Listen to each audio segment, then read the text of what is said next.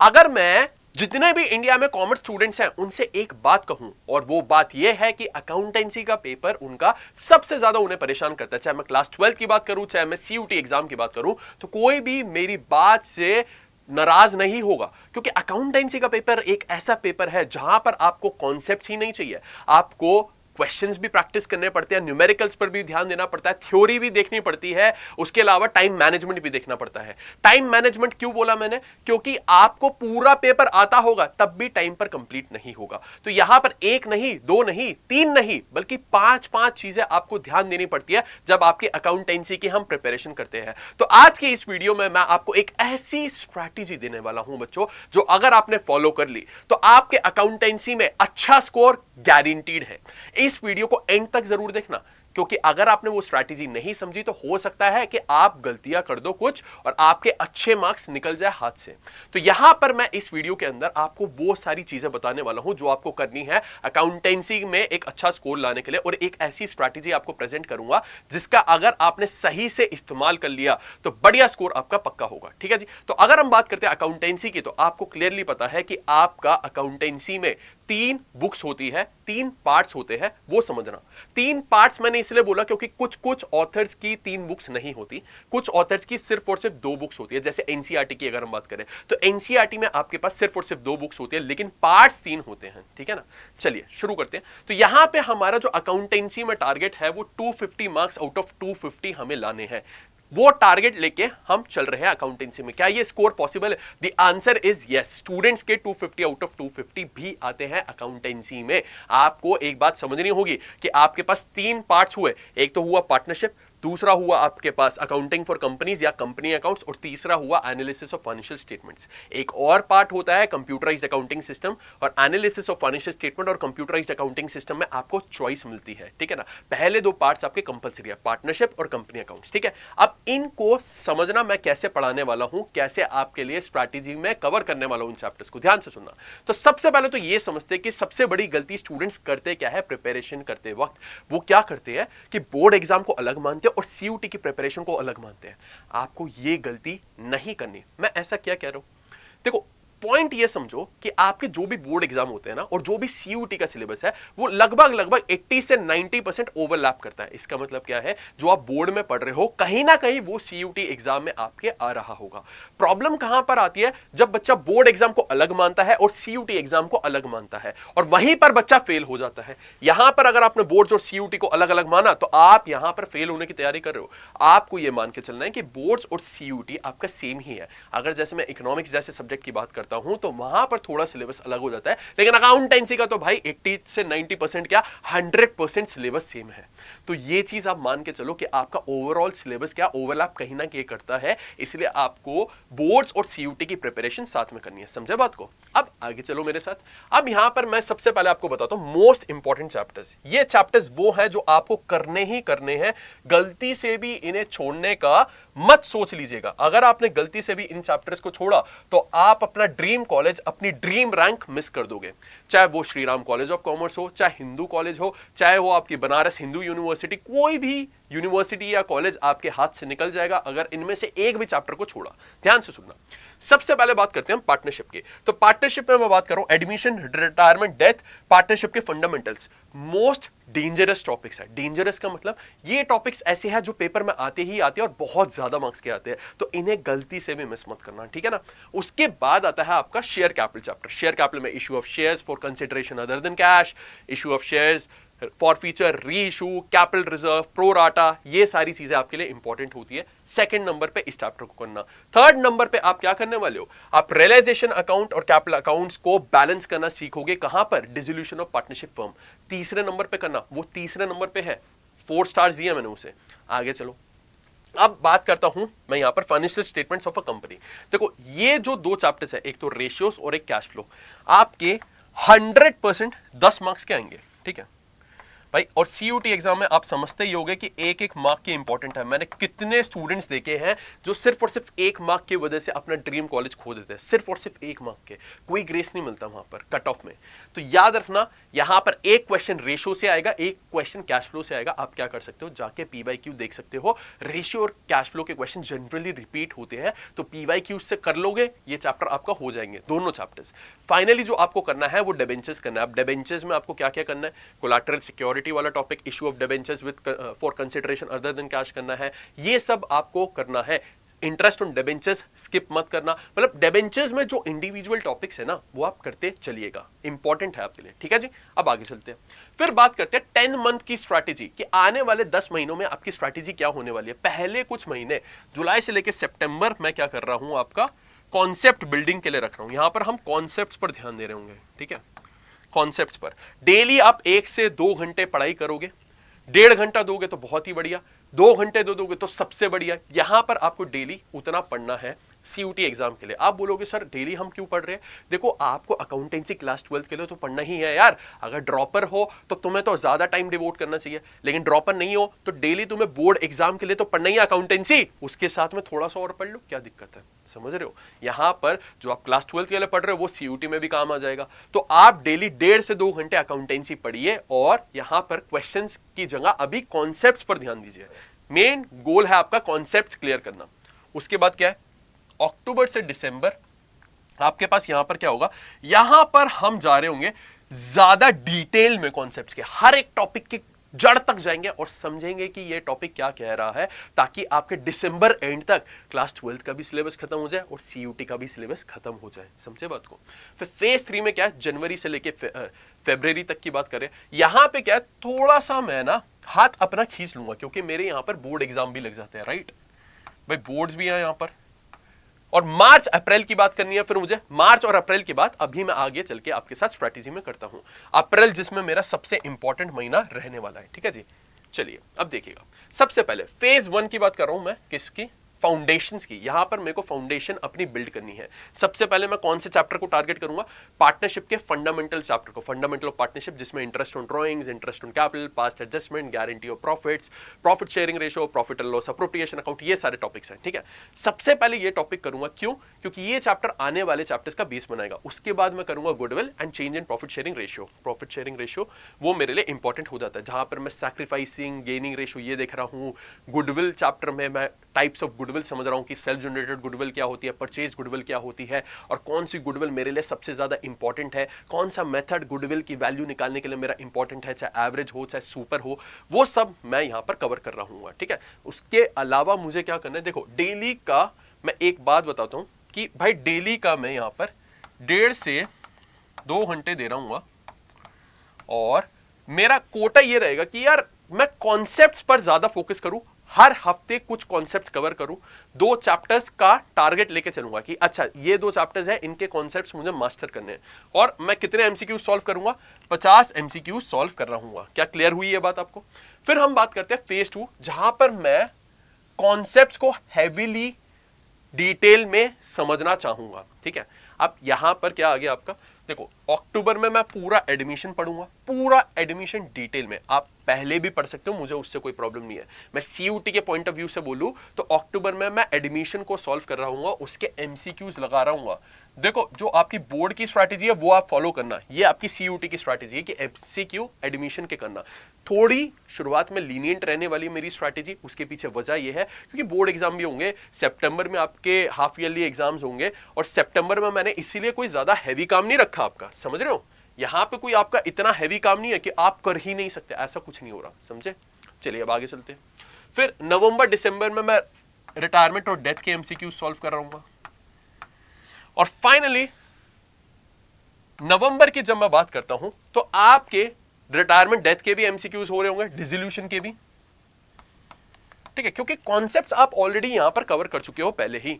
और अब देखो फेज 2 का जब हम सिलेबस खत्म कर रहे होंगे, दिसंबर एंड में कर रहे होंगे, तो कंपनी अकाउंट्स के एमसीक्यूज मुझे यहां पर लगाने हैं, और financial statements of a company के भी एमसीक्यूज लगाने। अच्छा एक चीज याद रखना, जो आपके एमसीक्यूज है ना, सीयूटी वाले एमसीक्यूज आपके बोर्ड एग्जाम में भी हेल्प करेंगे। सीबीएसई बोर्ड की अगर मैं बात करूं तो सीबीएसई में 20 मार्क्स के एमसीक्यू आते हैं, तो ये एमसीक्यू सॉल्व करना आपके ओवरऑल बोर्ड की हेल्प ही कर रहा होगा। इसीलिए मैंने बोला था कि बोर्ड की स्ट्रैटेजी और सीयूटी की स्ट्रैटेजी को अलग मत समझो, एक ही स्ट्रैटेजी है आपकी दोनों, समझे बात को। तो आपकी सीयूटी की प्रिपरेशन बोर्ड के साथ ही हो सकती है क्योंकि सिलेबस में ओवरलैप है। दूसरा, आपके जो एमसीक्यूज है ना, वो आपके बोर्ड एग्जाम में 20 मार्क्स के आते हैं। 80 मार्क्स का आपका थ्योरी का पेपर होगा, उसमें से 20 मार्क्स के आपके एमसीक्यू आने वाले हैं।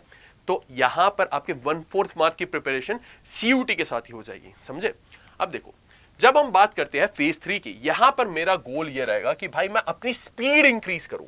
डेली मैं क्या करूंगा, ध्यान से देखना। डेली मैं 60 मिनट्स भाई न्यूमेरिकल सॉल्व करूंगा। बोर्ड एग्जाम के पेपर है होगा मेरा इस टाइम पर, तो मैं जनवरी की बात कर रहा हूं। किसकी बात कर रहा हूं यहां पर, जनवरी की बात कर रहा हूं। बोर्ड एग्जाम वाले न्यूमेरिकल सॉल्व करूंगा, सब्जेक्टिव क्वेश्चंस, बड़े बड़े क्वेश्चंस। उसके बाद मैं एमसीक्यू पर आऊंगा।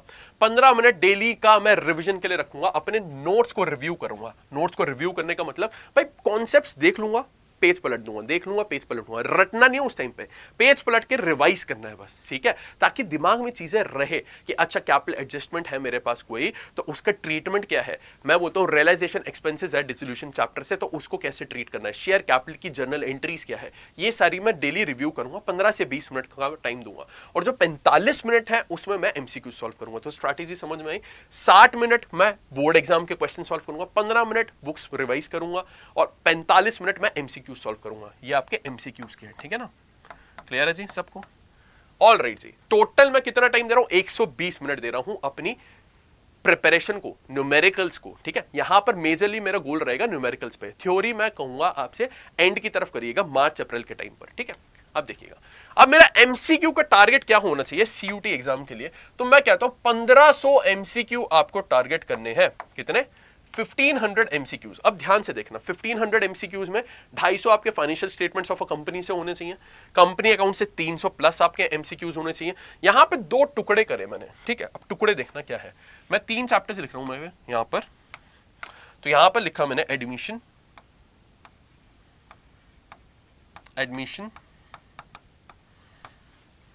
रिटायरमेंट या फिर डेथ,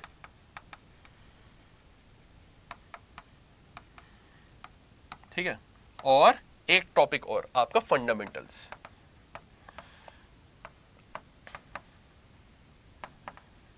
इनसे आपके पास 500 प्लस एमसीक्यू सॉल्व होने चाहिए, क्योंकि बहुत इंपॉर्टेंट चैप्टर्स है आपके, ठीक है जी। उसके अलावा आपके पास क्या होना चाहिए, यहां पर 400 एमसीक्यूज होने चाहिए। किसके, 400 एमसीक्यूज आपके पास होने चाहिए डिसोल्यूशन के, फंडामेंटल्स के, ठीक है। साथ में होना चाहिए आपके पास गुडविल का, जीडब्ल्यू लिख रहा हूं, और चेंज का, change in profit sharing ratio, change in PSR, ठीक है। किसी को कोई डाउट इसमें, ये सबको क्लियर हुआ कि टारगेट आपका 1500 एमसीक्यूज का होना चाहिए, समझे। अब चलो आगे। आपके पास मैं बोलूंगा 3 नोटबुक्स बना लेना, 3 अलग अलग नोटबुक्स। कौन कौन सी, पहली नोटबुक जो बनेगी आपकी वो बनेगी फॉर्मूला की। मैं यहाँ पे सारे इंपॉर्टेंट फॉर्मूलाज लिख रहे हो गया, वेरी वेरी इंपॉर्टेंट। ये आपकी क्लास 12th में भी हेल्प करेगी और सीयूटी एग्जाम में भी हेल्प करेगी। बुक नंबर 2 की बात करूं मैं, जो नोटबुक 2 बना रहे हो आप, ये आप अपनी मर्जी से बना सकते हो। यहाँ पर आप क्वेश्चंस भी लिख सकते हो, यहाँ पे आप एडजस्टमेंट्स लिख सकते हो, या जर्नल एंट्रीज। मैं ये बोलूंगा कि आप जर्नल एंट्रीज के लिए एक बुक बना लो, ठीक है। बुक, नोटबुक जो आप बनाना चाहो जर्नल एंट्रीज के लिए, कि यहां पर इंपॉर्टेंट जर्नल एंट्रीज लिख रहे हो सारी आप, मोस्ट इंपॉर्टेंट वाली, जैसे शेयर कैपिटल चैप्टर की हो गई ये सारी, ठीक है ना। और फाइनली आप तीसरी नोटबुक बनाओगे, एक मिस्टेक नोटबुक। यहां पे अपनी सारी गलतियां लिख रहे हो कि अच्छा मैंने क्वेश्चन सॉल्व करते हुए रियलाइजेशन को गलत ट्रीट कर दिया था, या फिर मैंने रिवैल्यूएशन का गलत ट्रीटमेंट कर दिया था। तो ये चीजें आपको याद रखनी है। 3 नोटबुक्स आपके पास होनी चाहिए, एक फॉर्मूला बुक, एक होती है जर्नल एंट्रीज के लिए, और तीसरी मिस्टेक्स की बुक, ठीक है जी। क्लियर हुआ सबको। अच्छा, अब देखो बोर्ड्स के बाद की मेहनत कैसे करनी है वो समझ लो।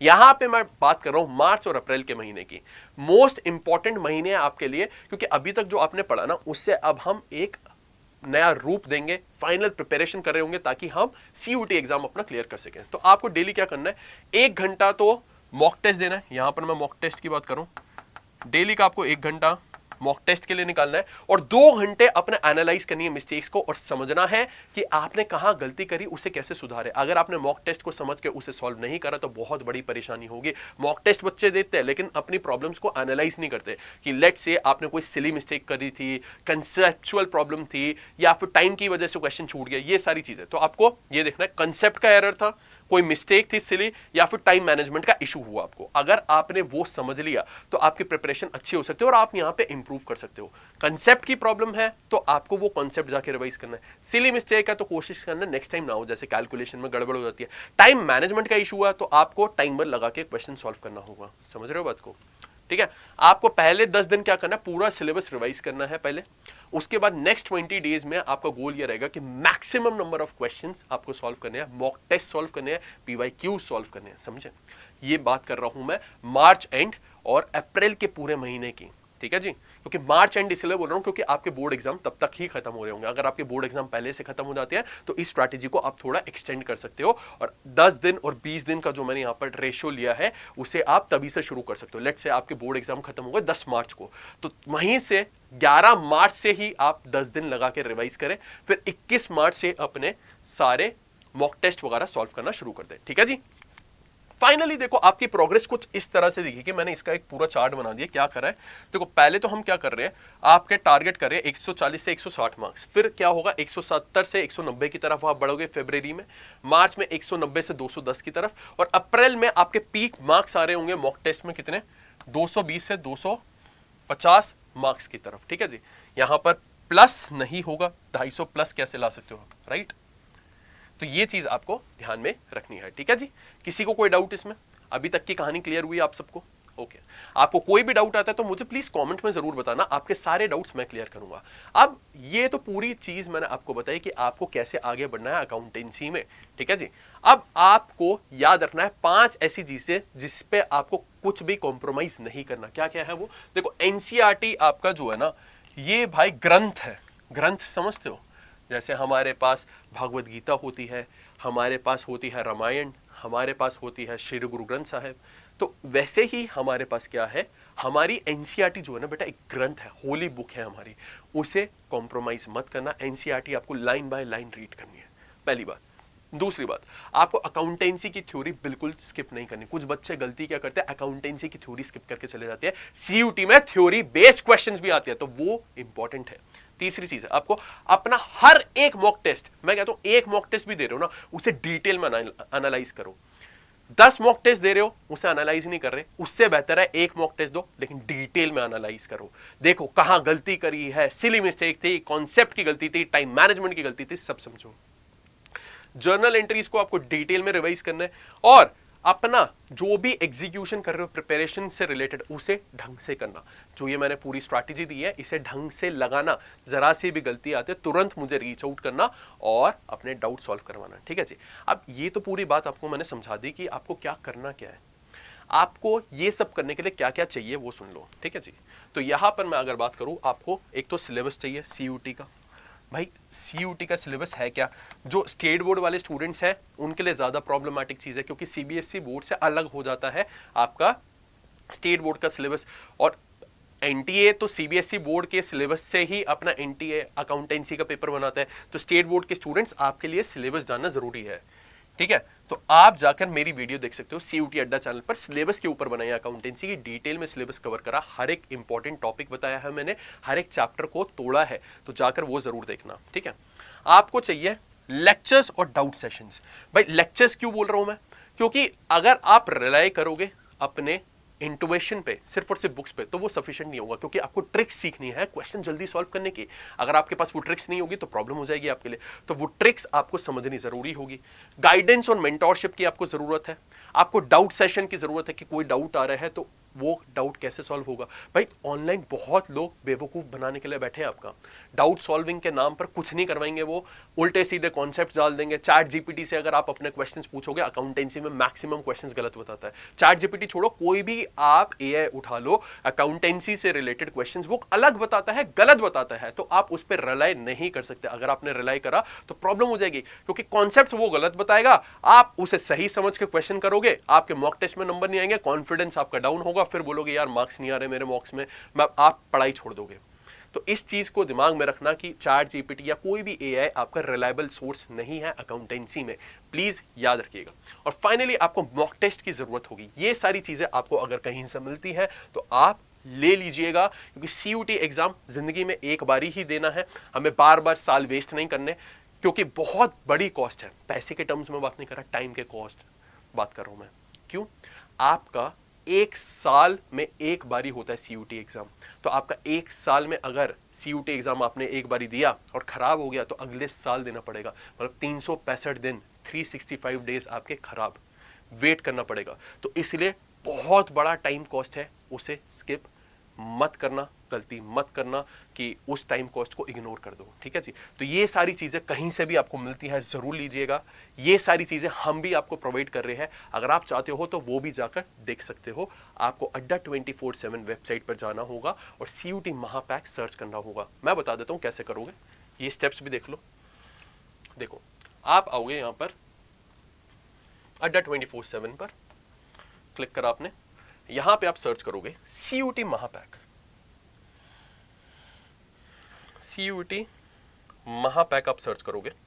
देखो, आपके पास दो वर्जन होंगे महापैक में, एक तो ई बुक्स वाला, एक प्रिंटेड बुक्स वाला। अगर आपको प्रिंटेड बुक्स चाहिए जिसमें हम सारे कॉन्सेप्ट्स आपको प्रोवाइड कर रहे हैं, क्वेश्चंस प्रोवाइड कर रहे हैं, तो आप वो ले सकते हो। अगर आपको मॉक टेस्ट वाला चाहिए वो ऑप्शन देख सकते हो। कॉमर्स स्टूडेंट हो तो इसलिए कॉमर्स का ही लोगे, तो सीयूटी 2027 इसके अंदर आपको e books, mock test, live classes और आपको PYQs, mentorship sessions, doubt sessions सब मिलेगा। आप बाय नाउ पे क्लिक करोगे। अच्छा, यहां पे अगर आप मुझसे गाइडेंस चाहते हो, मेरी हेल्प चाहते हो और मेरी गारंटी चाहते हो कि आपके सीयूटी एग्जाम को क्लियर करवाऊं मैं, तो आप कोड यूज करोगे RA007, एंटर मारोगे और आपको एक तो डिस्काउंट मिलेगा, दूसरी मेरी पर्सनल मेंटरशिप मिलेगी, मेरी गाइडेंस मिलेगी, मेरी गारंटी मिलेगी सीयूटी एग्जाम के लिए। तो कोड याद रखिएगा RA007। याद कैसे रख सकते हो? ऋषभ अग्रवाल नाम से RA007, भाई जेम्स बॉन्ड का कोड होता है और तुम्हारा भाई भी अकाउंटेंसी का जेम्स बॉन्ड ही है, तो 007, ठीक है जी। वो लगा के आप एनरोल कर सकते हो। यहां पर मैं आपके लिए लिख भी देता हूं RA007, ठीक है जी। तो ये है, आपको कोड यूज करना है अगर आप कोई भी बैच खरीदते हो जाकर, ठीक है जी।